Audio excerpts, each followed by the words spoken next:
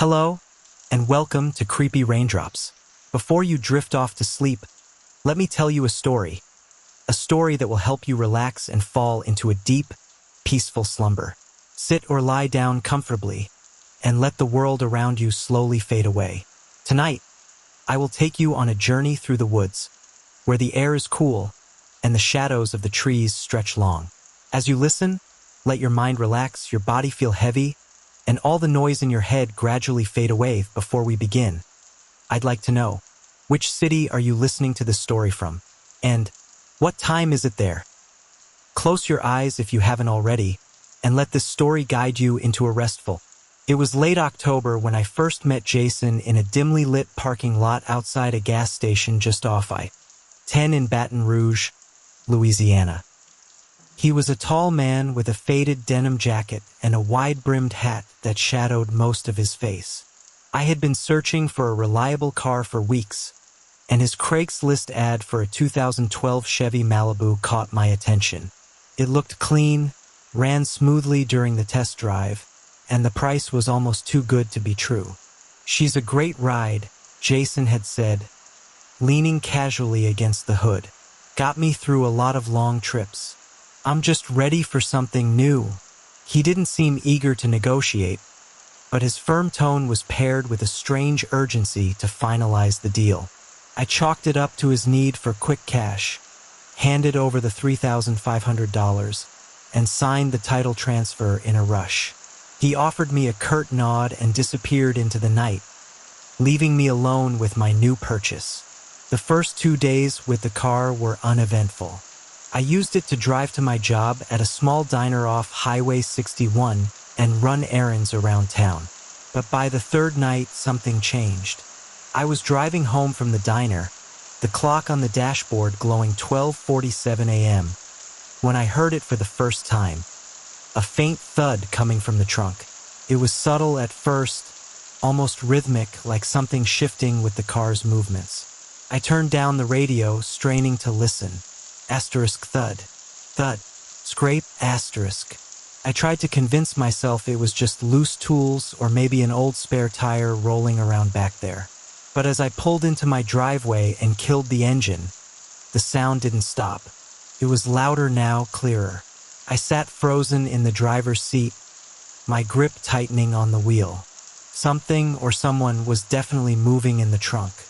The streetlights cast long shadows across my quiet neighborhood, and a cold breeze made the trees rustle like whispers in the dark. I debated whether to open it right then and there or wait until daylight. But curiosity, or maybe fear, got the better of me. Grabbing my flashlight from the glove box, I stepped out of the car, the gravel crunching under my boots. My breath hung in the air as I approached the trunk. I felt the keys in my pocket, heavy and cold against my palm. The night was eerily silent now, save for the faint tapping still coming from inside. Whatever was in there, it was alive. I slid the key into the lock, hesitated for a heartbeat, then turned it. The trunk popped open with a soft click, and the flashlight beam trembled as I lifted the lid. At first, all I saw was darkness and an old, stained blanket crumpled in the corner. But then the blanket twitched. "Who's there?" I whispered, my voice cracking. There was no response, only silence, until the blanket slowly began to unfurl, revealing something that made my stomach lurch. As the blanket unfurled, I instinctively stepped back, the flashlight shaking in my trembling hands. For a moment, I thought I was imagining it. There, beneath the tattered folds, was what looked like a small doll, crudely stitched and smeared with a dark, dried substance. Its head lolled to the side, a face carved into the fabric with thread that barely resembled human features. Hollow black eyes and a gaping, uneven mouth. But the doll wasn't the source of the noise. The thudding started again, louder now, coming from beneath the spare tire compartment. My heart raced as I leaned in closer. A foul odor hit me, sharp and metallic, like rust and decay. Every instinct screamed at me to slam the trunk shut and call the cops, but something about that doll, it held me there, frozen like it was watching. My fingers fumbled with the release latch for the compartment. I had to know. With a groan of rusted hinges, I lifted the panel and immediately gagged. There, stuffed into the hollow of the trunk's frame, was a bundle wrapped in thick plastic, the kind you'd see in a hardware store. Blood, fresh and wet, had seeped through the corners of the wrapping, staining the metal beneath. And inside, I could see the faint outline of a hand. I staggered backward, dropping the flashlight, which rolled under the car and left me in near darkness. My mind raced as I struggled to comprehend what I'd just seen. This couldn't be real. It had to be some kind of sick joke, right? The tapping started again, louder, more frantic this time, and that's when I realized. Asterisk, it was coming from the bundle asterisk. Hashtag, hashtag, hashtag the choice. I bolted back into the house, locking the door behind me. My hands were shaking so badly I could barely dial 911. 911, what's your emergency? There's someone, I stammered, pacing back and forth. I bought this car, and there's blood, and... Ma'am, please calm down. Where are you right now? I gave them my address, trying to keep my voice steady. I think someone's in the trunk. They might still be alive. Officers are on their way. Please stay on the line. But just as the operator said that, the line went dead. The power in the house flickered once, then went out completely, plunging me into pitch blackness. I looked out the window, hoping to see the glow of headlights signaling the cops' arrival, but the street was empty. That's when I heard the creak. Came from outside, near the car, followed by a soft tap, tap, tap against the living room window. Hashtag, hashtag, hashtag a stranger in the night. I froze, my breath caught in my throat. Slowly, I turned to face the window. At first, I saw nothing but my reflection in the glass. Then, as my eyes adjusted, I saw it. A figure standing just beyond the glow of the porch light. It wasn't Jason, but something about the way they stood was unsettling. They were tall, gaunt, their face obscured by a hood. In their hand, they held something long and thin, maybe a crowbar, maybe something worse. They didn't knock. They didn't try to get in. They just stood there, swaying slightly, like they were waiting for something or someone. I stumbled backward, tripping over the coffee table, and scrambled into the kitchen to grab the biggest knife I could find. My phone was still dead, and the landline was nothing but static. "Get out of here," I shouted, hoping they could hear me through the window. The figure didn't move. Instead, they slowly raised their free hand and pointed toward the car. Hashtag, hashtag, hashtag the connection. Hit me then, Jason. He had to be connected to this. My mind flashed back to the way he'd looked at me when we'd signed the papers. How eager he'd been to get rid of the car. He knew. He had to know. The figure outside took a step closer to the window, and I realized I couldn't just sit there waiting for help that might never come. Clutching the knife, I crept toward the back door, unlocking it as quietly as I could. If I could make it to a neighbor's house, maybe I could find a working phone and call for help. But as I stepped outside, the cold night air biting at my skin, I realized something was wrong. The figure wasn't at the front window anymore. They were gone. Hashtag, hashtag, hashtag the second encounter. I darted toward my neighbor's house, my bare feet slapping against the pavement, but I didn't make it far. Halfway down the street, I heard the crunch of gravel behind me. I spun around, knife raised, but there was no one there.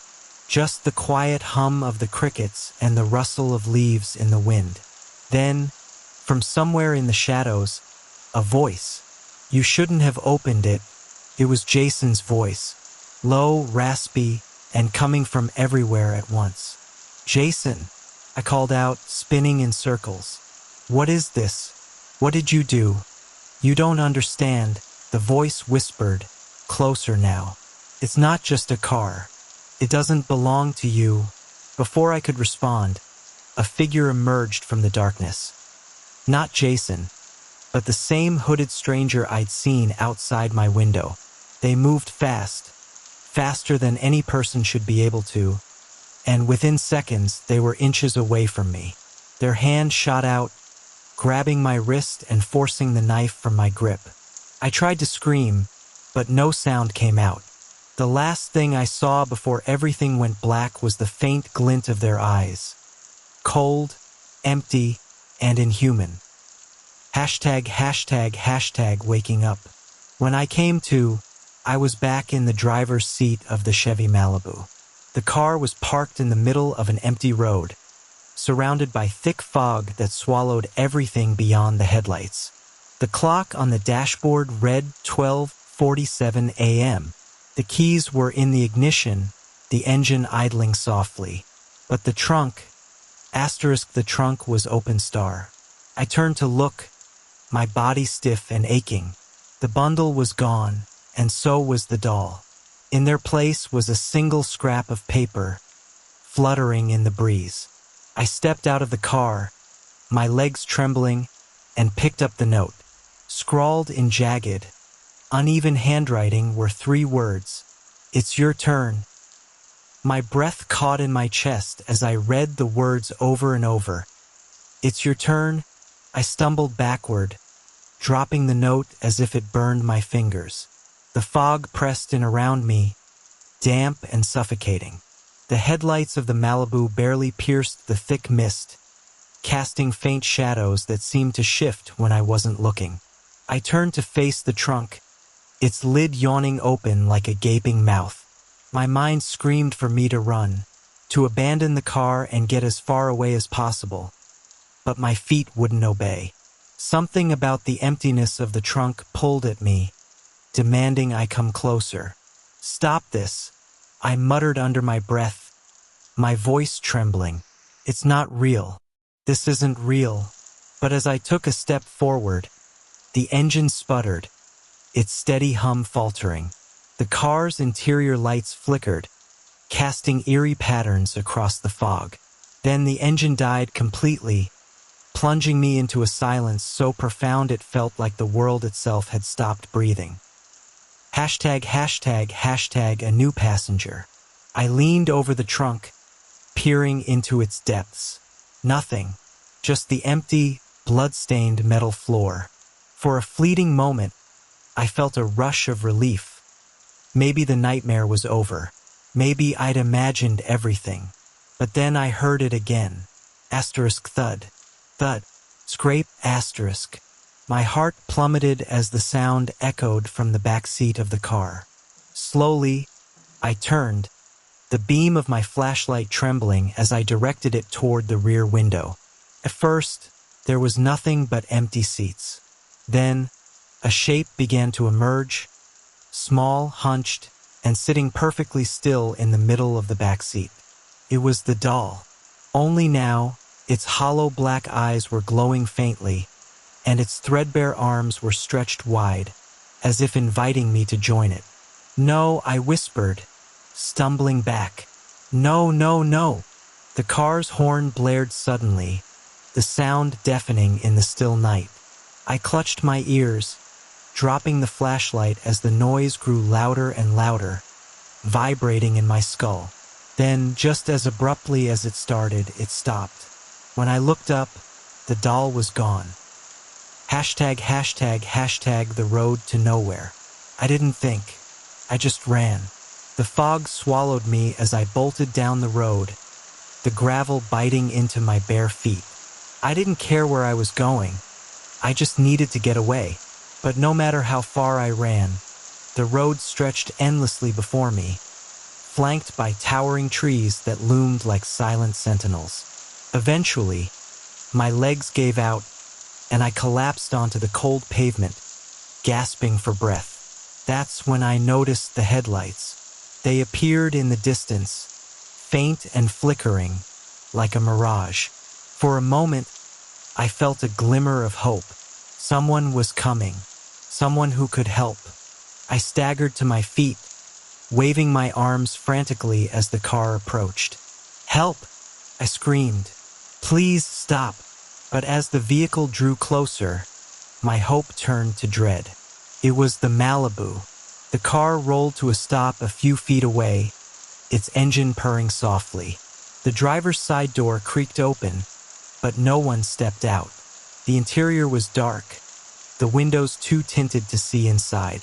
The trunk slammed shut, the sound echoing like a gunshot in the empty night.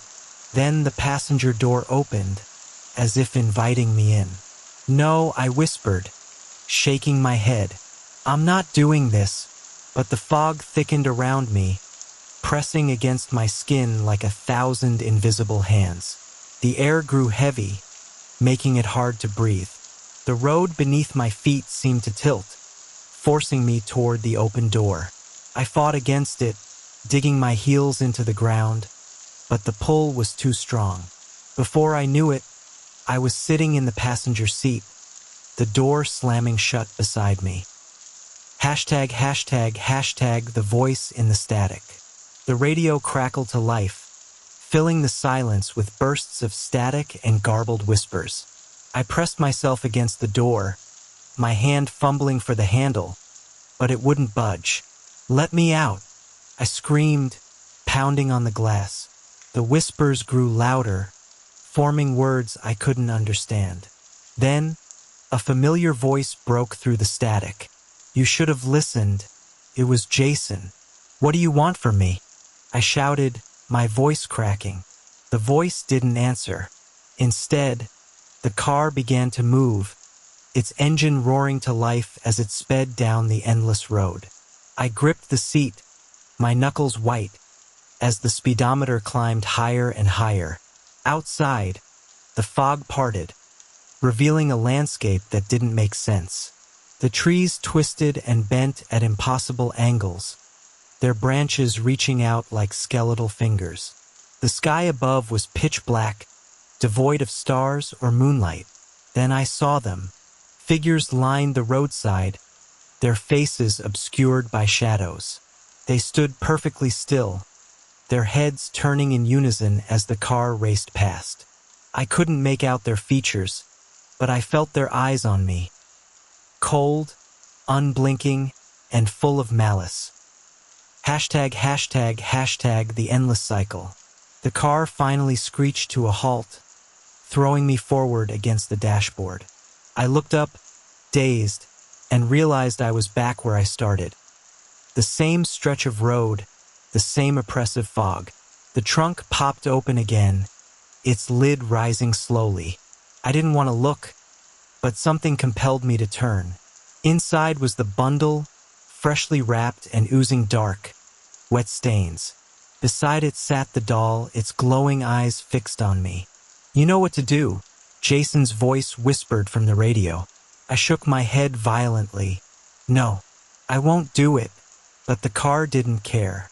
The doors unlocked with a soft click, and the headlights dimmed, plunging me into near darkness. The figures began to emerge from the fog, their movements slow and deliberate.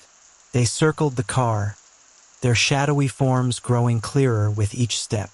I could see their faces now, pale, hollow, and twisted in expressions of eternal torment.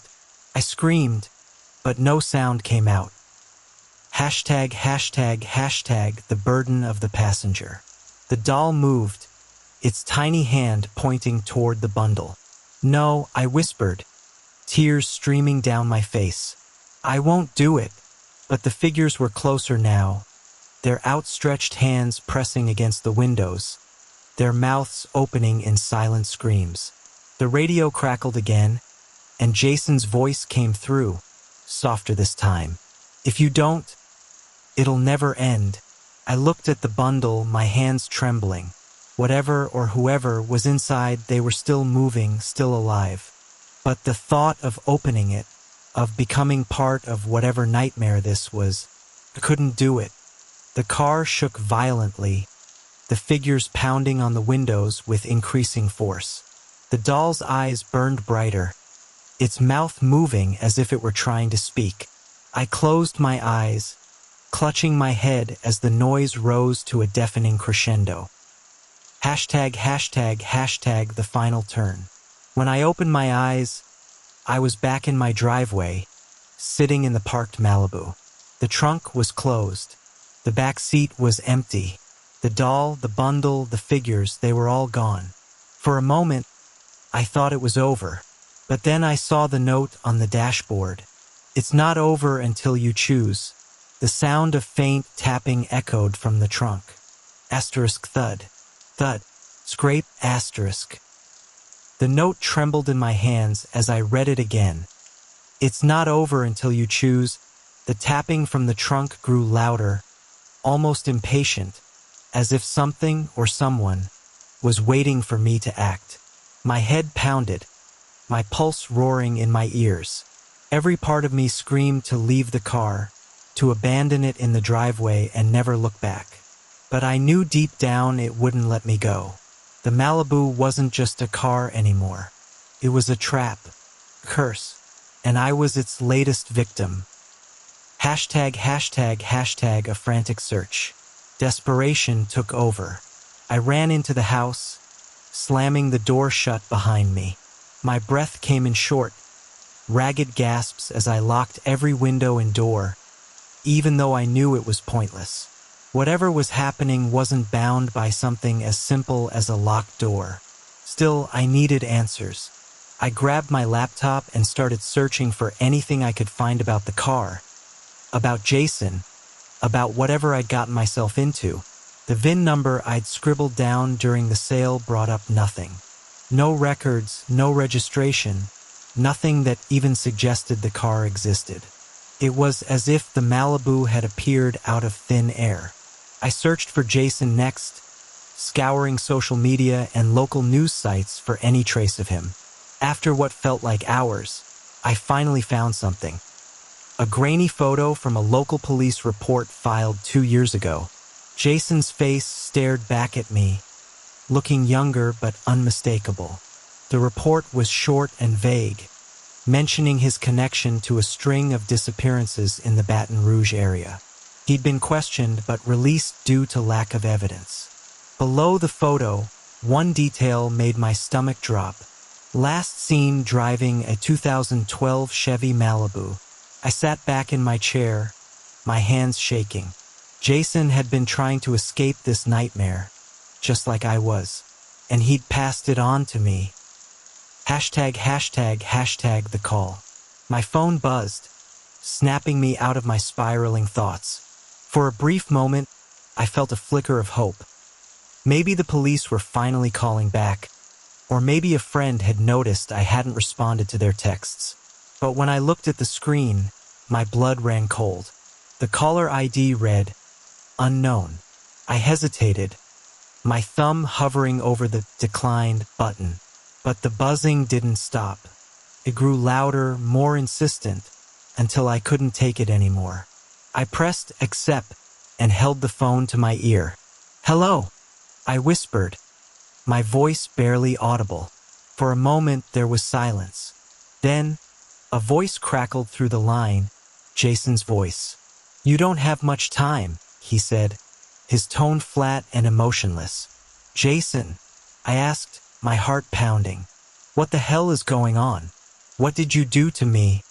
I didn't do anything, he replied. It's the car. It needs someone. It always needs someone. What are you talking about? I demanded, my frustration boiling over. Jason sighed, the sound distorted by static. The car isn't normal. It's tied to something old and hungry. Once you're in, you can't get out. Not unless you pass it on. Pass it on. I repeated, my voice shaking. You mean like you did to me? I didn't have a choice, he snapped. It was either you or me. And now it's your turn. The line went dead. Hashtag, hashtag, hashtag the choice looms. I threw the phone across the room, my chest heaving with anger and fear. Jason had known what he was doing when he sold me the car. He'd trapped me in this nightmare to save himself. But if he was telling the truth, then I was faced with the same horrific choice. Either pass the car on to someone else or face whatever was waiting in the trunk. The tapping resumed, louder and more insistent this time. Asterisk thud. Thud. Scrape asterisk.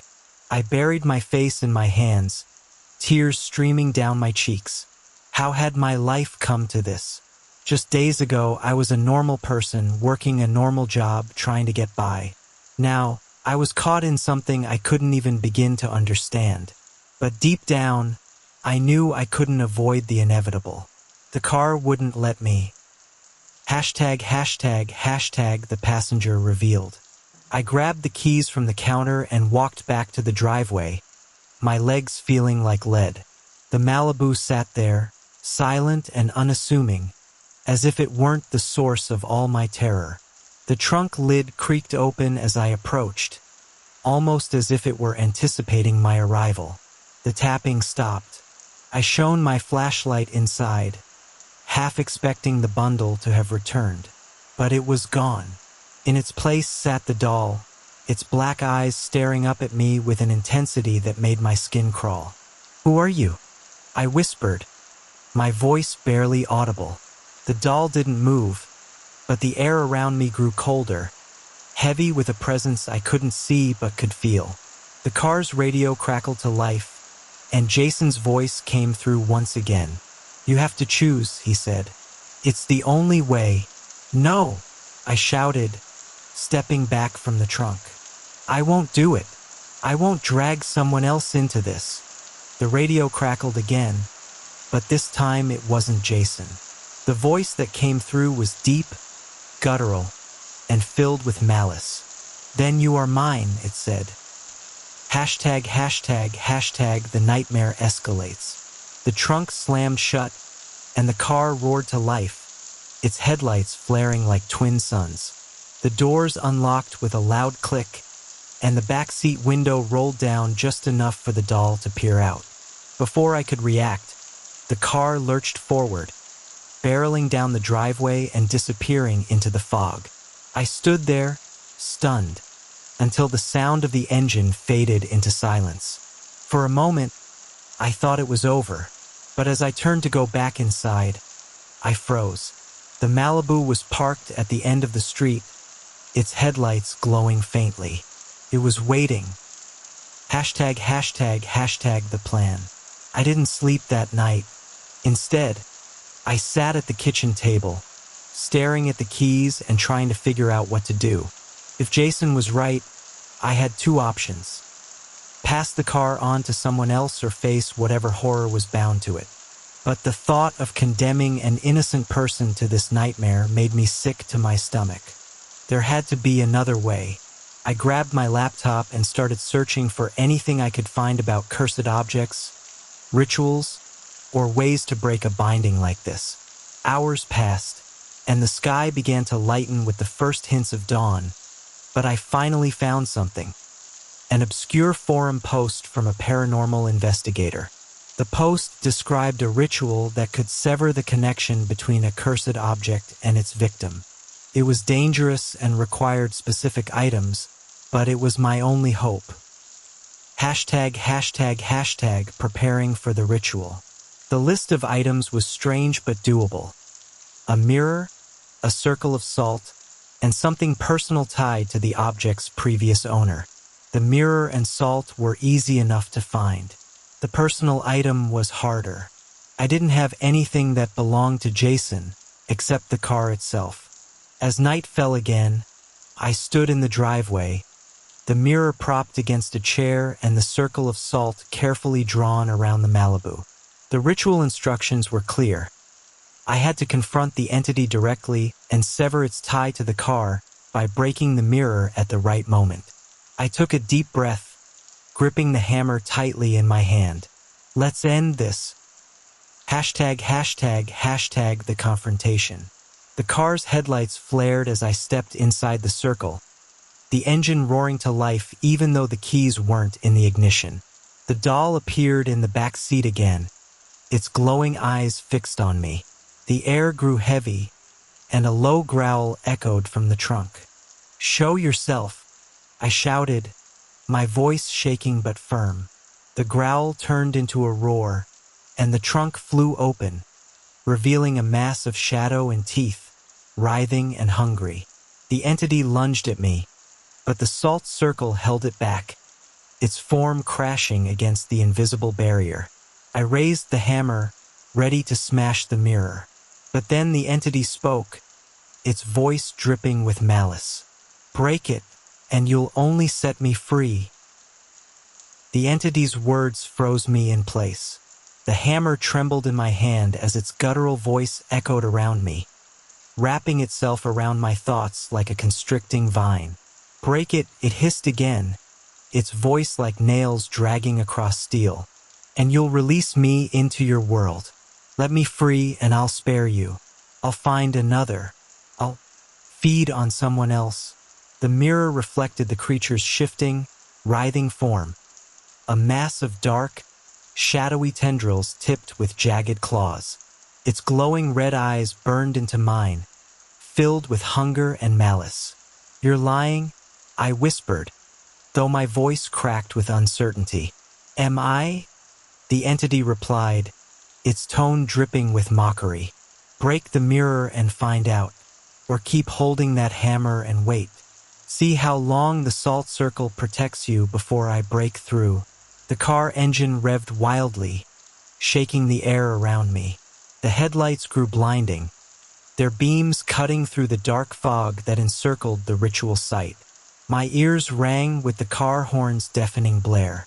I glanced at the hammer, my grip tightening. If I broke the mirror now, would I destroy the curse? Or would I unleash something far worse? Jason hadn't warned me about this. He hadn't prepared me for this. #### a risky decision. My thoughts raced, desperation clawing at me. The ritual instructions hadn't said anything about the entity being released. But what if they were incomplete? What if this thing was manipulating me? "No," I said aloud, my voice firmer now. "I'm not breaking the mirror." The entity howled in rage, the sound reverberating through the night. Its tendrils slammed against the invisible wall of the salt circle, sending waves of energy rippling outward. "Fool," it snarled. "You think you can win? You think you're stronger than the others?" The doll in the back seat twitched, its head snapping toward me. Its black, button-like eyes glowed brighter, and its tiny stitched mouth began to move. "They all thought they could escape," it whispered in a chilling, childlike voice. "But they couldn't. You won't either." #### the entity's bargain. The growling subsided, and for a moment, the night grew eerily quiet. The entity pulled back, retreating slightly into the shadows of the trunk. Then it spoke again, its voice softer now, almost persuasive. "You don't have to suffer," it said. "There's another way." I didn't respond, but my hands began to shake. "I can take the car away," it continued. "You won't have to deal with it anymore. No more thuds. No more whispers.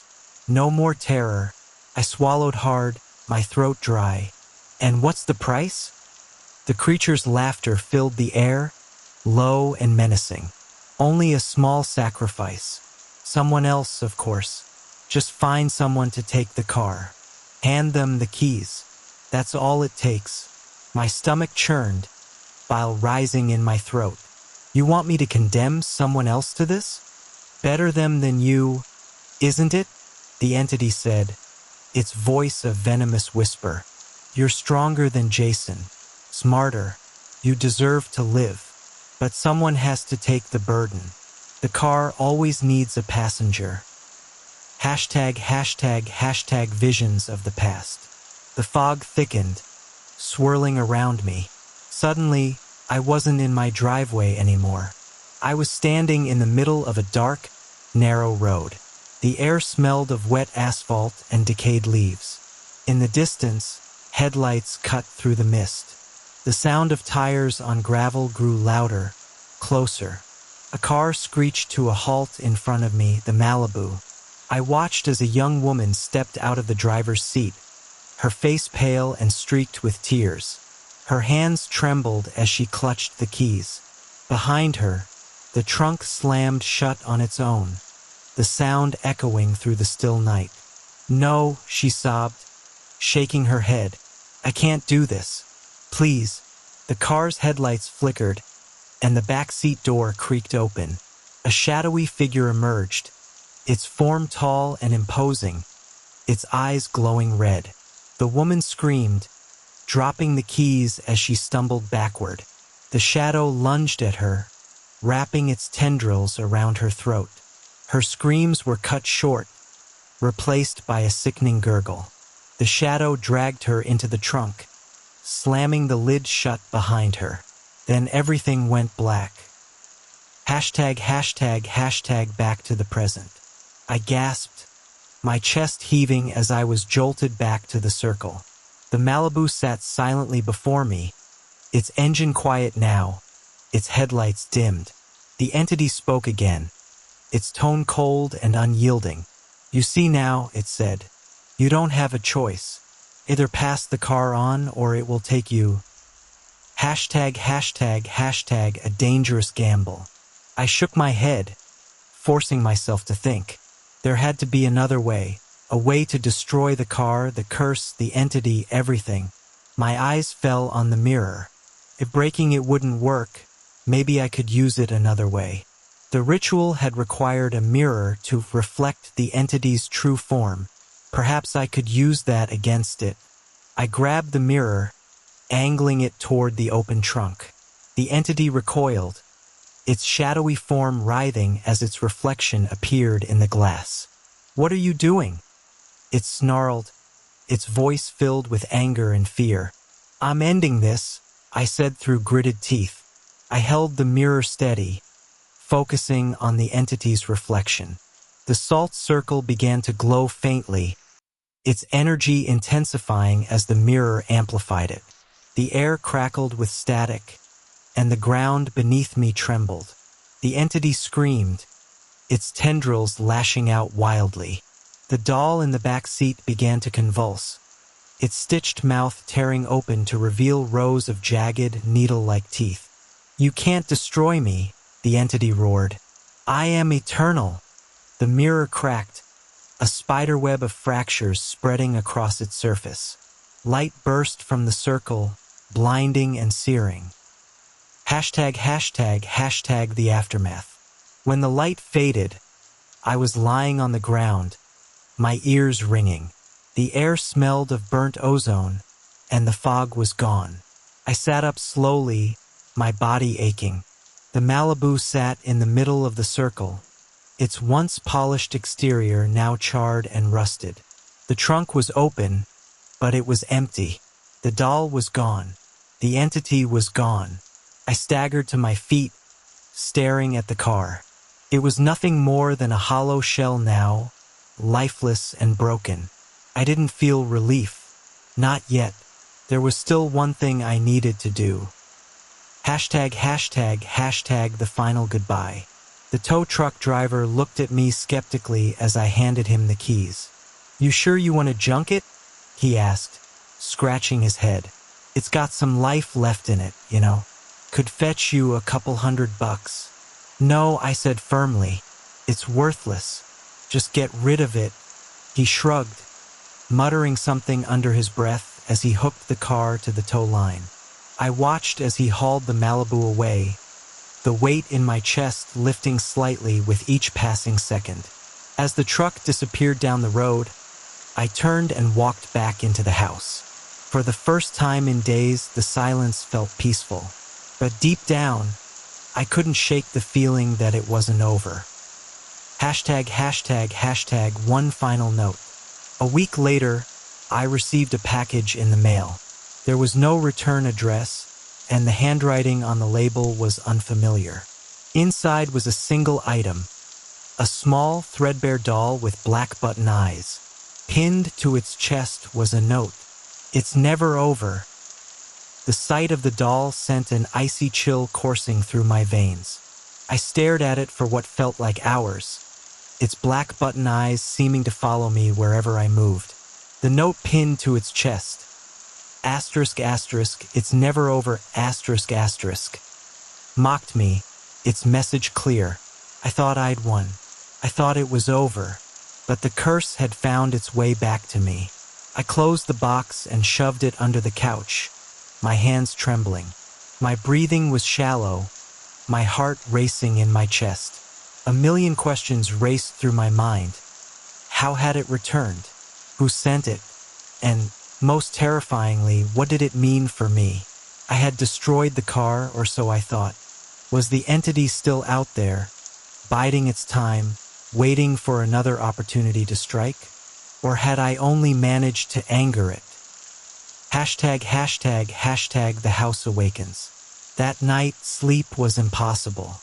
Every creak of the floorboards, every whisper of the wind outside, sent shivers down my spine.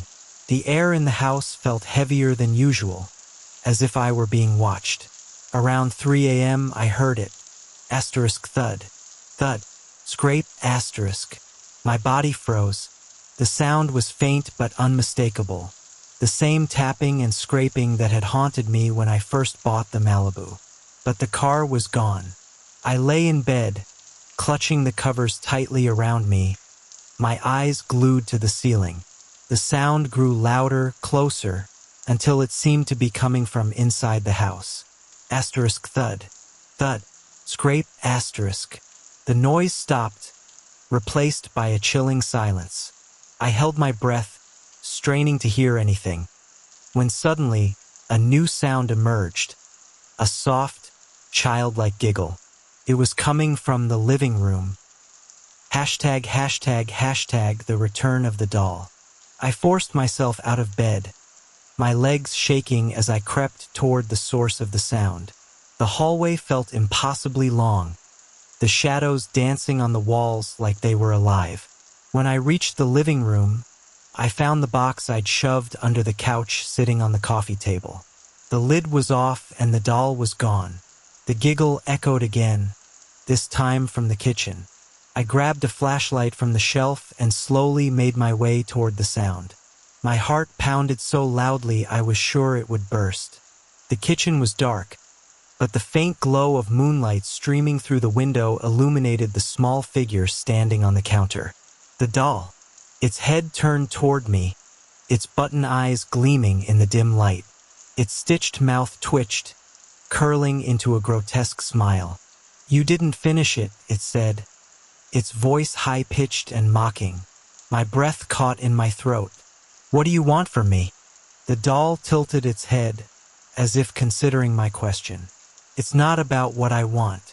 It's about what you owe." "I don't owe you anything," I shouted, my voice shaking. The doll's smile widened, and the air around me grew colder.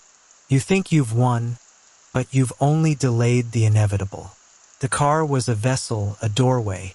You destroyed one, but the curse doesn't end with the car. It ends with you." Hashtag, hashtag, hashtag a new discovery. The doll's words stuck with me long after it disappeared, vanishing in the blink of an eye. Over the next few days, I searched desperately for answers, scouring every book, forum, and occult website I could find. One night, while digging through an obscure corner of the internet, I stumbled upon a discussion thread about cursed objects. Most of the posts were vague or unhelpful, but one comment stood out. "If you've destroyed the vessel and the curse still follows you, it means you're the next vessel. The entity isn't bound to the object. It's bound to you, asterisk asterisk." The realization hit me like a punch to the gut. The entity wasn't tied to the Malibu anymore. It had latched onto me. Hashtag, hashtag, hashtag the mark. The next morning, I woke up with a burning pain on my chest. When I looked in the mirror, I saw it. A black mark, shaped like a spiral, etched into my skin over my heart. I scrubbed at it, hoping it was just dirt or a trick of the light, but it didn't fade. It wasn't a tattoo or a rash. It was something else entirely, something unnatural. The mark pulsed faintly, sending waves of heat and cold through my body. I could feel it as if it were alive. ####, a visit to the medium. In desperation, I reached out to a local medium named Marisol, whose name had come up repeatedly in my research. She was known for her expertise in dealing with dark entities and curses. Her home was small and cluttered with strange artifacts: candles, crystals, jars of herbs, and symbols etched into the walls. The air smelled of sage and something metallic, like blood. Marisol studied me intently, her dark eyes narrowing as she examined the mark on my chest. "You've been claimed," she said, her voice heavy with sorrow. "Claimed?" I asked, my throat dry. She nodded. "The entity has chosen you as its next vessel. It's feeding on your fear, your pain, your guilt. The more you give in to it, the stronger it becomes. Can you stop it?" I asked, desperation creeping into my voice. Marisol hesitated, then shook her head. "I can't stop it, but I can give you a chance to fight it. A ritual, a binding. It won't destroy the entity, but it will sever its hold on you." "Do it," I said without hesitation. ####, the binding ritual. That night, Marisol prepared the ritual in her basement, which was dimly lit by dozens of candles. A circle of salt and herbs surrounded me, and symbols were painted on my skin with a mixture of ash and blood. "This will hurt," Marisol warned as she began to chant. The air grew heavy, and the mark on my chest began to burn. I screamed as searing pain radiated through my body. The candles flickered wildly, and shadows danced on the walls. The entity's voice roared in my ears. "You think this will save you?" it hissed. "You're mine. You'll always be mine." Marisol's chanting grew louder, more insistent. The shadows coalesced into the familiar form of the entity, its glowing red eyes glaring at me from the edge of the circle. I felt it pull at me, trying to drag me out of the circle, but the symbols and salt held it back.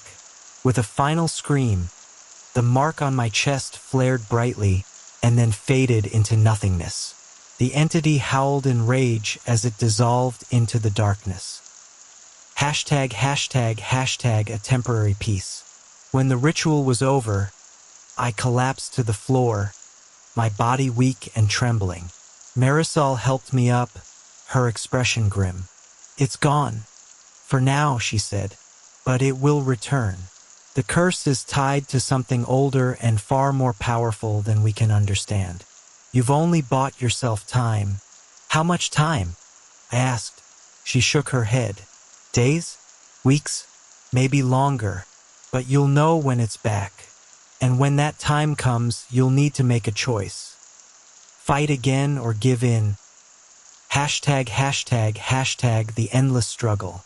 In the days that followed, life returned to a semblance of normalcy. The doll was gone. The thuds and whispers stopped. The house felt lighter, less oppressive. But I knew the peace wouldn't last. Every time I looked at my reflection, I thought I saw the faint outline of the mark, waiting to return. Every shadow in the corner of my eye felt like it was watching me. The curse wasn't over. It was never over. And deep down, I knew I was only delaying the inevitable. The days stretched into weeks, and for a time, it seemed as though Marisol's ritual had worked. The shadows no longer crept along the walls. The thuds and whispers in the night had ceased, and the air around me felt lighter. But the sense of foreboding never left. I tried to rebuild some semblance of a normal life. I returned to work, tried to reconnect with friends, and busied myself with mundane tasks to drown out the memories of the Malibu and the entity. Yet, no matter what I did, I couldn't shake the feeling that something was watching me, waiting. The mark on my chest had disappeared, but at night, I sometimes felt a faint heat radiating from the spot where it had been. It was as though the curse was lying dormant, biding its time. ### The return of the nightmares. The first sign that it wasn't truly gone came in the form of dreams. Nightmares that grew more vivid and horrifying with each passing night. In the dreams, I was always back in the Malibu, driving down a desolate road shrouded in thick fog. The headlights barely cut through the gloom, and the road seemed to stretch endlessly into darkness. In the back seat, I could hear the faint sound of breathing. I would glance into the rearview mirror, and there it was, a figure, its face obscured by shadows, sitting silently. Its glowing red eyes burned into mine through the mirror, and its presence filled the car with an oppressive weight. "Why are you running?" it would whisper. "You can't escape me. You're already mine." I would wake up drenched in sweat, gasping for air, my heart racing. The feeling of the entity's eyes on me lingered long after I woke, as though the dream had been more than just a dream. The forgotten history. One night, unable to sleep after another nightmare, I decided to dig deeper into the history of the Malibu. There had to be something I'd missed, some clue that would help me understand why the curse had chosen me and how I could truly end it. I returned to Jason's email, the one that had originally warned me about the car. In it, he'd mentioned that he wasn't the first owner to experience the curse. That meant there was a trail of victims before him, each of them passing the burden to someone else. I searched through online forums, news archives, and even social media, looking for any mention of the car. It took days of obsessive research, but eventually, I found a series of articles about mysterious deaths and disappearances linked to a black 2008 Chevrolet Malibu. The earliest story was from 2011, about a man named Daniel Grayson in Baton Rouge. He'd bought the car at an auction and was found dead in his home 6 months later, his body covered in strange, spiral-shaped burns. The official cause of death was ruled as unknown. Then there was a woman in Shreveport who purchased the car from a used dealership. She disappeared without a trace 3 months later.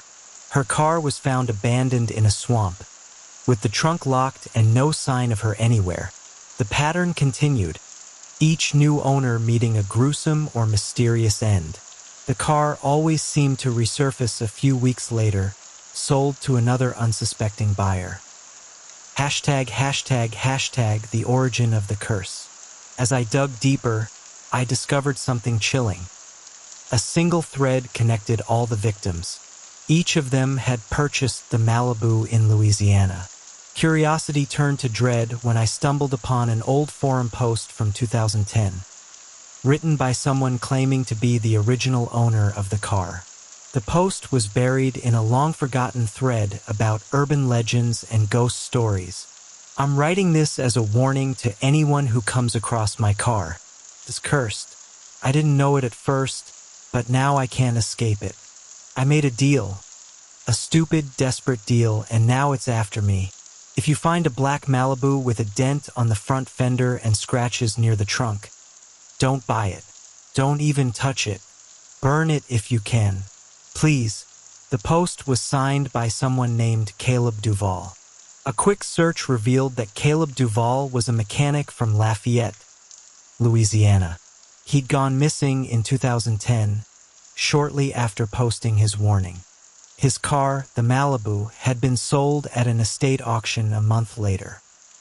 A visit to Lafayette. I couldn't shake the feeling that Caleb held the key to the curse. If he was the one who had unleashed it, maybe I could learn how to stop it. The next day, I drove to Lafayette. Caleb's old garage still stood, though it was now abandoned and overgrown with weeds. The windows were shattered, and the door hung loosely on its hinges. Inside, the air was thick with dust and decay. Broken tools and scraps of metal littered the floor, and faded posters of vintage cars lined the walls. In the corner, I found an old filing cabinet, its drawers rusted shut. After some effort, I pried one of the drawers open. Inside, I found a stack of papers, receipts, invoices, and a worn notebook with Caleb's name scrawled on the cover. The notebook contained pages of handwritten notes detailing Caleb's descent into madness. #### the deal. According to Caleb's journal, he had been drowning in debt when he made the deal. His garage was failing, his wife had left him, and he was on the verge of losing everything. One night, a mysterious man visited the garage. He offered Caleb a way out, wealth, success, and a chance to start over. The price was simple, a contract sealed with blood. Desperate and blinded by his circumstances, Caleb agreed. The man handed him a single item, a black mirror. Caleb was instructed to place it in the trunk of his car and perform a ritual under the light of the full moon. The ritual worked at first. Caleb's business boomed, and his debts were erased almost overnight. But soon the nightmares began. The shadowy figure appeared, whispering to him in the darkness, demanding more sacrifices. When Caleb tried to break the deal, the entity turned on him, latching onto the car and turning it into a vessel of terror. #### the second ritual. At the end of the journal, Caleb described a second ritual, a way to banish the entity permanently. But he never completed it. The last entry was hastily written, the words scrawled as if in a rush. "I'm running out of time. The stronger now. The second ritual needs blood, a life for a life. I can't do it. I can't, ****. The rest of the page was blank. #### the blood price. As I sat in Caleb's abandoned garage, the weight of his words pressed down on me. If the second ritual required blood, did that mean I'd have to sacrifice someone to end the curse? I couldn't bring myself to consider it. But as the days passed and the nightmares grew worse, the question became harder to ignore. One night, the entity returned, more powerful than ever. The shadows in my home came alive, twisting and writhing, and the mark on my chest burned with searing intensity. "You know what you must do," the entity whispered, its voice echoing in my mind. "A life for a life. Finish what Caleb couldn't." I fell to my knees, tears streaming down my face. I didn't want to hurt anyone, but if I didn't, the curse would consume me. The final choice. Marisol's words echoed in my mind. When the time comes, you'll need to make a choice. Fight again or give in. I knew what I had to do. The second ritual required the mirror, which I retrieved from Caleb's garage. It also required blood mine. Under the light of the full moon, I performed the ritual, carving symbols into the ground and reciting the incantation from Caleb's journal. The air grew thick with energy, and the entity appeared before me, its glowing eyes filled with rage. "I won't let you win," I said, plunging the knife into my palm and letting my blood drip onto the mirror. The entity screamed, its form writhing and twisting as the mirror absorbed it. The ground shook, and a blinding light engulfed the circle. When the light faded, the entity was gone. #### the cost. I survived, but I wasn't the same.